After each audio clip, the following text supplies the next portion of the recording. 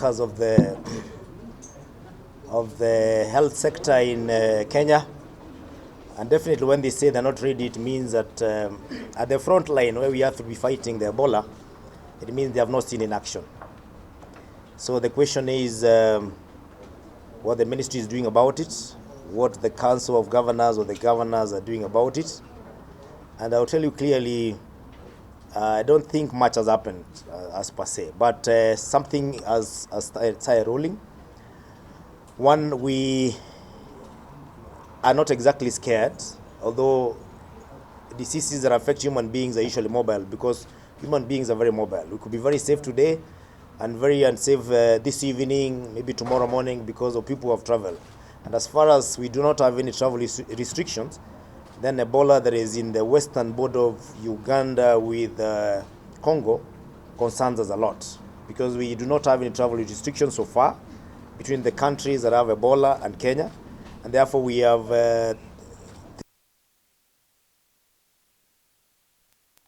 we have the neighboring counties with Uganda, that is Busia, Kisumu, Kakamega, and also Mombasa, because we have travelers who go directly, probably through the other side, and they get to Mombasa.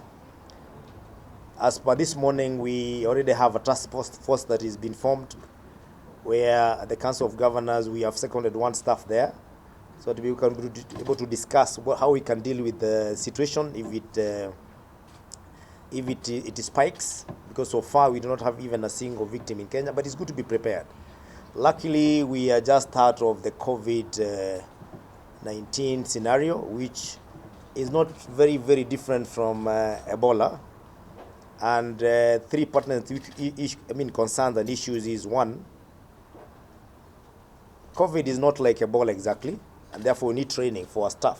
How do they handle it? How do they identify it?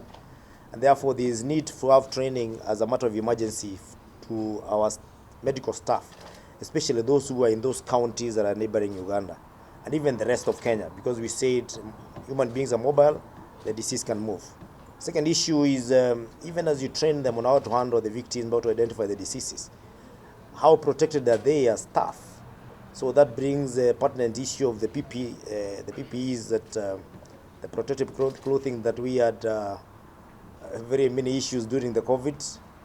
KEMSA brings back to limelight again, because as a government, our main supplier for this equipment again is KEMSA. And the third and most pertinent issue is the resources. All these things we have talked about: identification, training of staff, PPEs, and also the restrictions, if there has to be any, all that costs money because of logistics. Currently, we've just heard that the county governments are not well resourced, because we are 3 months behind in terms of schedule of disbursement. Then how do we expect counties to deal with this issue? And I am informed that the Ministry of Health has requested for some emergency funds from the National Treasury, which has not been disbursed as so far. I think something to the tune of 6.3 billion, which has not been disbursed. And if the ministry does not act fast, that is the Treasury, and we have a delay, then we don't know when this disease is going to strike or spike.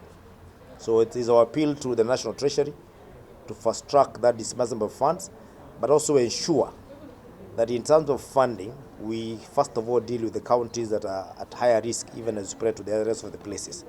And it is our hope that we'll not have resources concentrated at Avi House, because most of the cases, or most of the time, that is what has happened, where we have the situation having the opposite or bottom-up approach, where the resources remain at the apex, while where the rubber meets the road, and that is Mwananchi, and where the disease will occur, is poorly resourced. So that is the status at the moment.